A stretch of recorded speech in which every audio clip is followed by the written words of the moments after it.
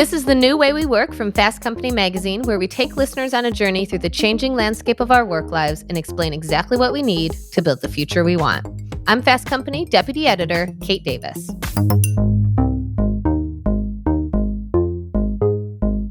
Over the last 4 weeks on Ambition Diaries, we've heard from 14 mothers and daughters from across the country about economic mobility, discrimination, work-life balance, and how the pandemic has reshaped our relationship to work. On this special bonus episode, I'm joined by Kim Rittberg, host of the podcast Mom's Exit Interview, to continue the conversation about what the next career chapter is for some of those women who left the traditional workforce in 2020. Kim was a media executive who quit her corporate job to run her own company. Each week on Mom's Exit Interview, she talks to women like Rebecca Minkoff and Gretchen Rubin on topics like finance, career growth, business development, burnout, and imposter syndrome. Kim is joining me today to talk about what she's heard from women in the last few years about how the pandemic has changed their relationship to work. Kim, thanks so much for joining me. Thank you for having me. Kim, let's start with your own career trajectory. What made you leave your job, and how did you decide what you wanted to do, and what steps did you take to do it? So my epiphany came in the hospital. I was delivering my second child and I was working. And that sort of lightning bulb popped to back up. At that point, I had launched and was running the Us Weekly video unit. And I had a team of 18 people working for me. And it was really like truly a dream job. I got to build a business within a business, just the opportunity to take a print magazine into the next era and build them a digital video unit was the opportunity I always wanted. And it was going really, really well.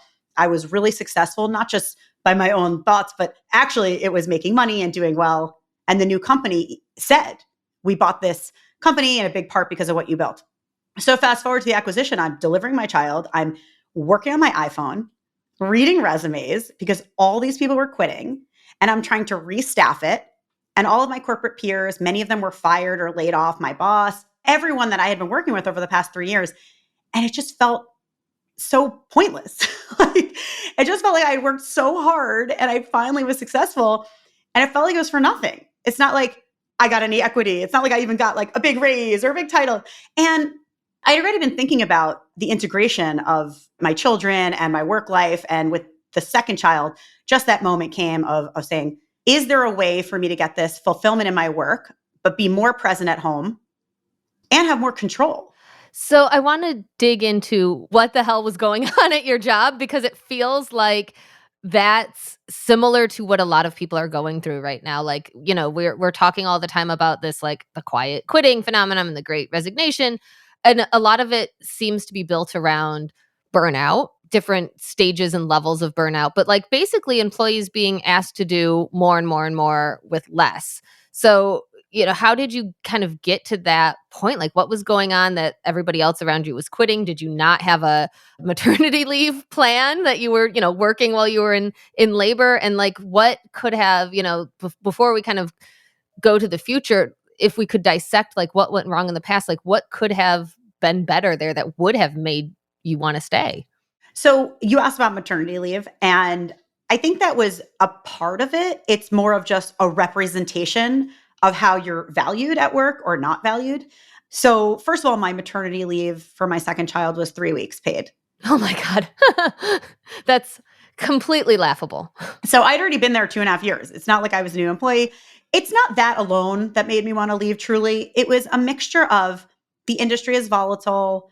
You can work super hard, but there's no predictability and stability. And I think it was a confluence of those thoughts and a realization that there are people doing it on their own. There are ways to create the life that you're looking for outside of the corporate sphere. And for me, it was, I had to just reframe my whole brain to say, there is another way of doing this. What is that way? And then looking around and saying, I'm going to start my own business.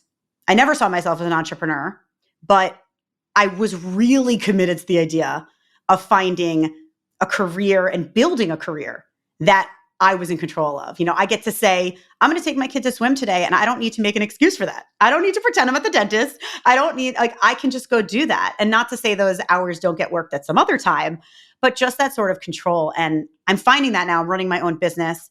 I have a video content and strategy business where I apply what I learned in media to brands and professionals. I help them get better on camera.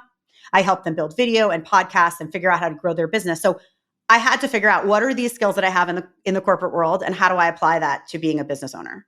That sounds like a really great tip for somebody who's listening to like, what I have done in my full-time job translate to my own business? Personally, like I've been covering entrepreneurship in many forms for well over a decade. And the one thing that I've always thought whenever I'm listening to an entrepreneur's story is always, there's no way I could ever do that. And I think part of it is like, I feel very risk averse and I feel very, most comfortable in a traditional full-time salaried job with benefits in large part, because I'm the primary support for my family. And I'm thinking that that's, the position that a lot of people who are maybe feeling similarly frustrated and overworked at their jobs and hearing your story and being like, yes, I feel that way, but I could never actually take that step. What advice do you have to somebody who's maybe kind of similarly risk adverse and feels kind of on the fence about like, that sounds amazing, but I could never do that? For sure, there are steps to be thinking about before you just run out the door and slam, you slam that metal door behind you and you're like, I'm never coming back. Don't do that. Have some sort of plan. Number one, I always felt like if I try this for a few years and it really doesn't work out, I can still get a full-time job. I knew that. I have done similar, but a variety of different jobs in media. I know there's a job to return to. So I think there's that element of, while it's risky, there is a full-time option. There are tons of financial tips about how to prepare yourself financially, how to get your health insurance ready. I think those are real. You have to make sure that working for yourself financially is feasible. You have to make sure you have health insurance of some kind, whether you're buying that on the open market or you're relying on your spouse's health insurance. Absolutely, that all needs to happen. And I think that for some people who are really, really risk averse, I actually am one of those people. I don't think every single person should quit their 9 to 5. I don't. And this is a big part of the podcast Moms Exit interview. I think every person, dad, mom, whatever, any gender, single, not, should just be thinking about, are they optimizing their life for what they want? Are there things that they can get out of work in a different way? Can they fight a little more for flexibility? Can they get more remote? Are they looking for different benefits? And I think that for some people, staying in a 9 to 5 that you like, that's giving you what you want, that's the right move for a lot of people. And I think for others, it's not. That's perfect because there is your personal story, but then there's, the stories that you hear on your show. And I'd like to kind of dig into that. Your podcast is called Mom's Exit Interview. So I'd love to talk about the topic of moms in particular leaving their jobs and what the women that you've been talking to especially over the past 2+ years are saying about why they're quitting now, or why, if they're not quitting, what are women feeling right now, especially moms feeling at work? Flexibility. That is the absolute top thing. We did a big survey of listeners and women across the country. And first of all, 65% of them said they would leave full-time to go part-time or do something else, self-employment or other. And the top reason was flexibility. So it's interesting. Some people might think, oh, you just want to work less. It's not necessarily people want to work less. It's they want to work differently. And I think that for all the women I both interviewed for the show, surveyed for our survey, is the main thing is having that control over your time, because so many moms also feel that added weight of the burden at home. So you're working your job, it's not flexible, you're coming home, you have all of these, there's laundry, there's dishes, there's permission slips, there's clothing. It's just all these like little things that when you think about it, doesn't feel that big, but when you list it, it's a lot of stuff on your to-do list. And so that's really the main thing I think that I've been hearing is the biggest driver. And so you surveyed, I'm assuming, just moms or just women. Do you get a sense that it's different? I mean, I'm asking a question I know the answer to, but like, do you get a sense that it's a unique problem for moms in particular? Well, we only surveyed moms. And I think the one thing that really does differentiate it is that second shift that women handle. I'll say anecdotally, when I was in my 20s, I was a TV producer. On the weekends, I was selling jewelry for my jewelry business. I was in Bloomingdale selling it to people, trying to get press for it. I was working 2 jobs, at least 1.5 maybe. Now that I have kids, that's definitely not possible. But just the idea of your limitations on time, a lot of your quote unquote free time is then given to your children or the household, things that are related to your household and not necessarily childcare. So I do think that women feel it in a different way because the expectations, fairly or unfairly, are there and they exist. And besides expectations, there are duties. There are simply responsibilities that have to happen in your house for your children. And so that's what I think is unique to parents feeling that. Yeah, and I would say unfairly, and we have covered this, quite a bit on the show, the imbalance of unpaid labor. I think with all of the women who left the workforce at the beginning of the pandemic, a lot of it was due to lack of childcare at that time. The when schools closed and daycares closed, who was picking up the slack and watching the kids? Mostly it was the mothers, but then, you're exactly right about flexibility. I think, and we've covered this a lot on the show too, is now that some employers are calling employees back to the office, the big pushback on that is, but I've been living for 2+ years in a environment where I can get my work done and still pick my kids up from school and still do those things, and trying to force people back to the broken way things were before logically does see people bumping up against wanting to leave their jobs. Definitely. I think flexibility is the first thing that we hear from people. And then the second is that juggle. So already you're sort of working hard and you're hustling home and you're with the kids, but it's not just the childcare aspect, but it's also the household duties. So it's everything from just like dishes to laundry to for the children, like permission slips and lunches and clothing buying and then play dates and birthday parties. When you say it out loud, oh, they're little tasks. If you write them out, it's a lot. And it's a lot. It's a lot of duties. It's a lot of time.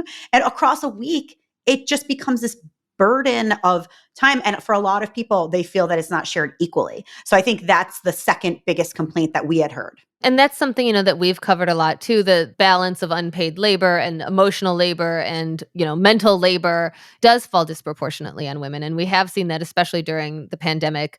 A lot of that unpaid labor fell even more on women. But when we're talking about the women that returned to the traditional workforce and what they're looking for in their jobs, but I do wonder what the women who have not turned to the traditional workforce, or maybe who are approaching their jobs in a different way. What have you heard from or seen from those mothers in particular about like how they're approaching their work differently since the pandemic? So the pandemic obviously has been a turning point, and I think it's exposed companies, thankfully, but also people to the reality that remote can work and how to balance it. Because for some parents, working at home is really hard. The kid, depending on the age, is banging on your door and you're like, oh my God, I can't get a minute. I can't even write one email without my kid banging on the door. But the idea that remote can work, flexibility can work, and that push to have more hybrid. And so I think what I'm seeing is people pushing for that, companies, depending on where you work, being more flexible to that. So I think we're in that era where everyone's trying to figure out what that means. But I do see that people want it more. That understanding that it can work, convincing your company it can work. And that's something that's obviously new in the past few years. When we're talking about people leaving their jobs, and that's what you did, and that's what a lot of the women that you speak to have done, one of the biggest hurdles, and we've reported on this, extensively in Fast Company, unfortunately, for a decade plus, there hasn't been a lot of movement on it. But, one of the biggest hurdles for women in particular, probably even, moms maybe more specifically, BIPOC entrepreneurs certainly as well, is the lack of the access to funding. And, women-led startups, for example, receive just about like 2% of venture capital. We heard in Ambition Diaries, which we just wrapped, we heard from a mother and daughter small business owners that they weren't taken seriously when they approached grocery stores to carry their sauces, and they ended up hiring a male sales team.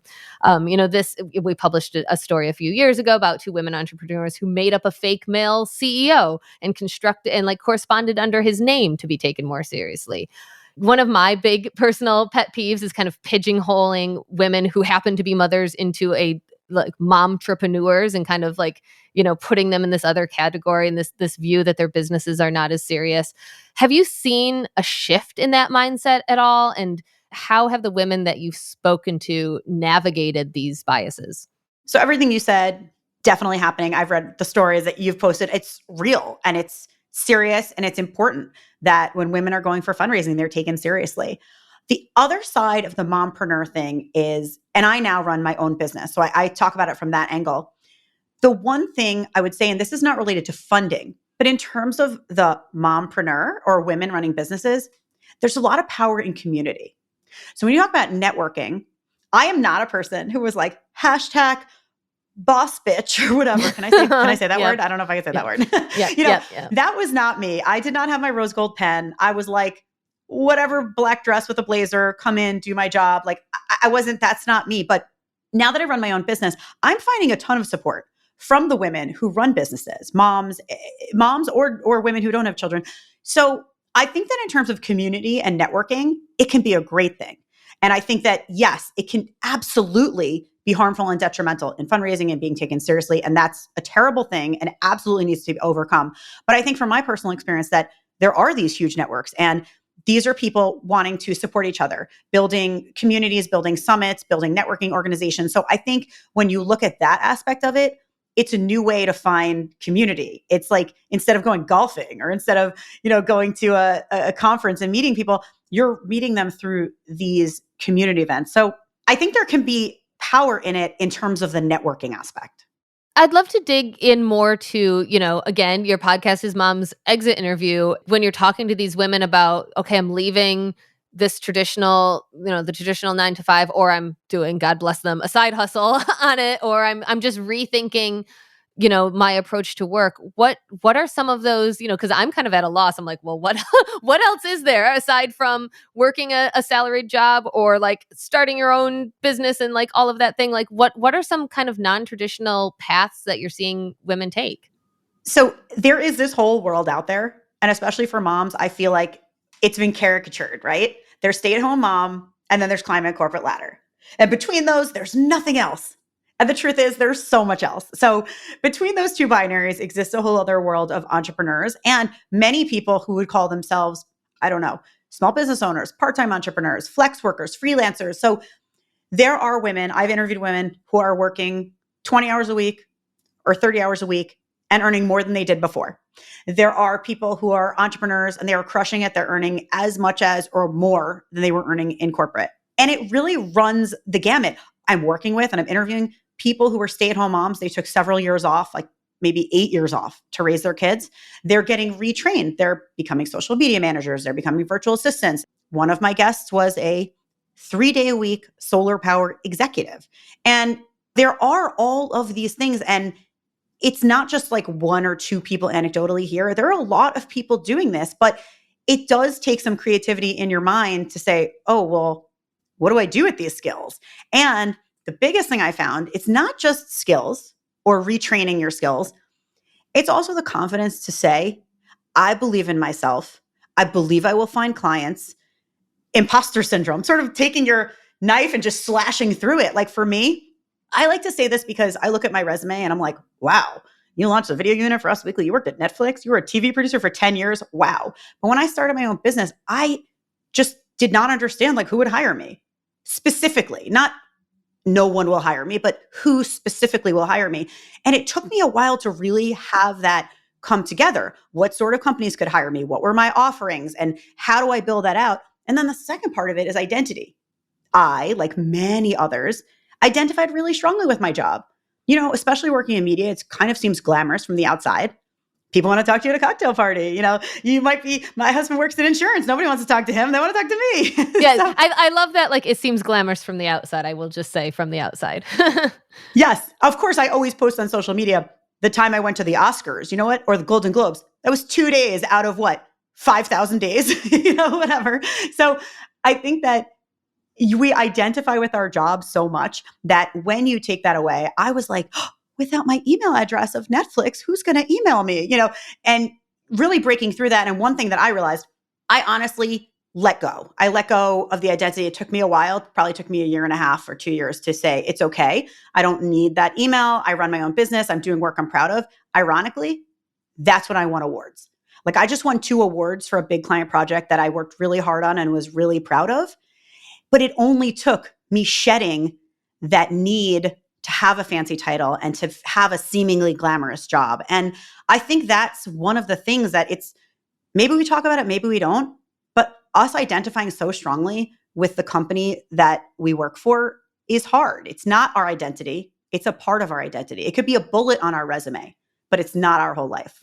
I think that's such a great point to make, especially with this show coming off of the heels of Ambition Diaries and really grappling with that, reframing our thoughts around our relationship to work. And as you say, how much of our identity is tied up in our jobs. And, especially traditionally, in that the traditional idea of success and the traditional idea of climbing a ladder. And that really resonates to that idea of, will anybody take me seriously if I'm not attached to this big named household name corporation? Who am I if I'm not part of that? And I think, that's it's a great point that you make too. We did an episode about, last season, about why more people are freelancing.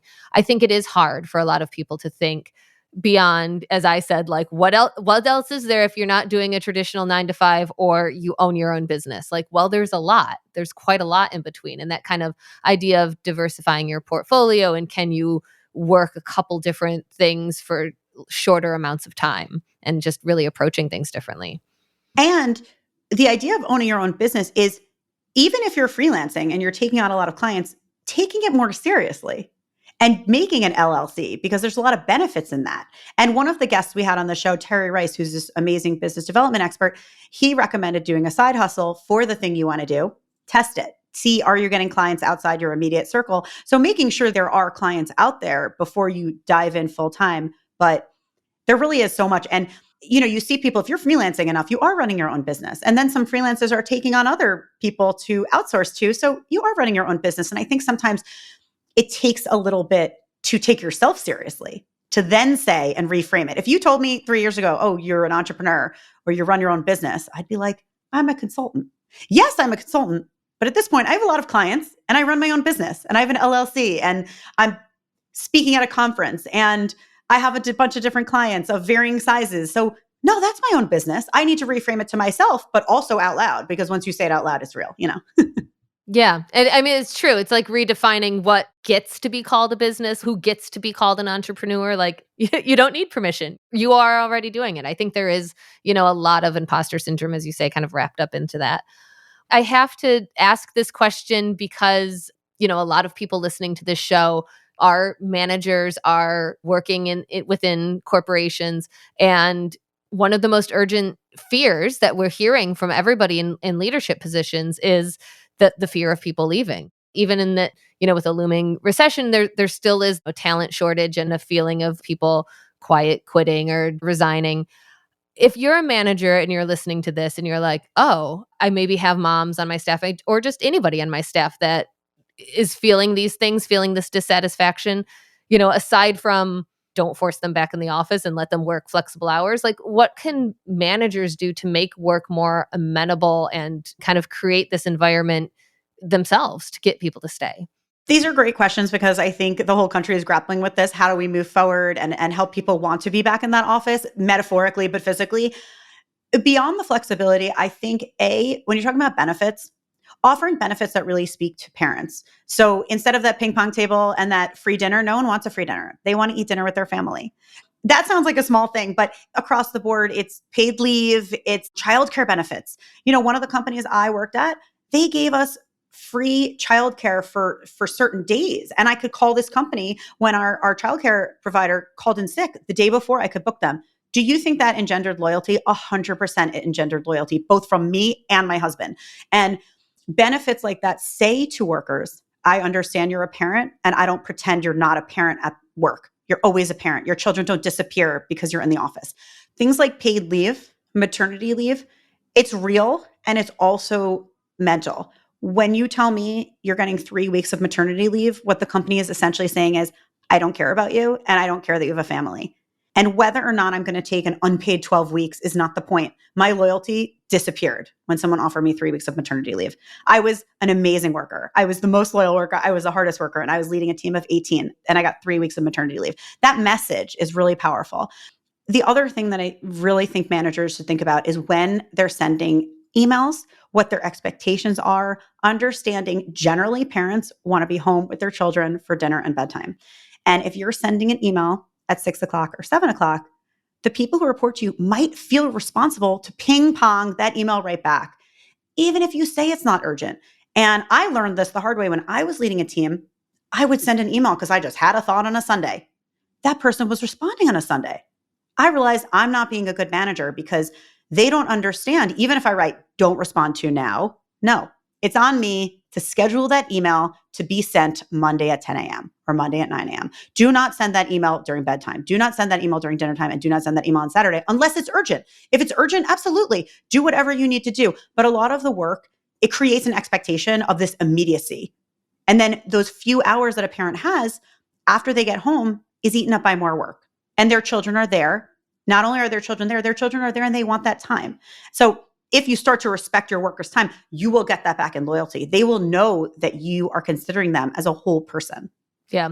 We are a audio only podcast, obviously, but if there was video, you would see how deeply I'm nodding my head along with you. I think if there's one takeaway for managers, it's really to walk the walk along. It doesn't mean anything to say you're flexible. You can work whenever if you're pinging somebody at dinner time, and like to get that, to understand that. And like on the converse, as you said, I'm guilty of it. Being a mom, I have my second shift of work comes after the kids go to bed, and then I log back on and like address things that I didn't get to at dinner time and all of that. And I send messages at 11 p.m., 10 p.m. sometimes, and same thing. Don't expect a response. 9 times out of 10, I do get a response. And so it is really sometimes as simple as scheduling it and being aware of people's time and being flexible. That advice seems really small, but when you add it up, it represents a calendar where there are sort of grayed out sections for bedtime and dinner time. Also, though, I worked in corporate for 15 years. I loved my jobs. A lot of those people are now my clients. They're still my friends. I loved all of my media jobs. However, I think these lessons are important. And my last thing would also be meeting glut. I think the last thing that I think really hurts is meeting glut. When you work at a company and there's too many meetings during the time you're supposed to be doing work, and then everyone's expected to work at night, that's facilitating burnout. I think in addition to creating a good, realistic schedule is not filling the 9 to 5 or 10 to 6 or 9 to 7 with back-to-back meetings. Yes, 100%. And by the way, with all of the questions of return to work, who should return to work, like there is work that needs to get done. People are paid to work. I think people who are paid to work should work, and that is an expectation. And if work is urgent, then send an urgent email. But besides that, respect the boundaries. And I think you will see that back. You will have more loyal workers. They will work harder and they will stay there forever. Moms make amazing workers because they're very efficient with their time. I never had a coffee. I don't think I took one person for drinks. I don't think I had one social coffee when I was working when I had my first baby. I was the most efficient worker ever. I coined this when I had my first child, and I think I was like, I was homesick with him or something, and he was napping. I'm like, there is nobody more productive than a mom whose baby is napping. Because you were like, I have to get so much done. I have a 2-hour time frame, a 1-hour time frame to get things done. And and there's research that backs it up, that parents do actually make loyal and productive employees. It's not a charity to have a parent on your staff and give them flexibility. And yes, like, these small things do pay dividends in loyalty. I agree with you wholeheartedly. If you're a company and you're thinking about how you can keep parents as workers, it's not a charity. You look at people, because of how old people are when they have children nowadays, you're getting people with 10 or 15 years of experience. And if you can adjust a little bit the expectations, you will have this incredible workforce of efficient people who are loyal and appreciative, because they'll understand that this company is looking out for them and understands they're a parent. So it's not just that you're doing charity work. They're really good workers. And so I think that I'm excited, to be honest. I feel like companies are more aware of it and the conversation is happening. And so hopefully those benefits will change and those expectations will change. I am hopeful that it is at least, part of the conversation now in a way that it hadn't been for so long. And on the converse, I'm excited that this rethinking of our relationship to work and how, that there isn't just one path for everybody is something that's probably long overdue as well. Well, Kim, I think we can, have this conversation for hours and hours, but I'll stop it there. Thank you so much for joining me. Thank you so much, Kate.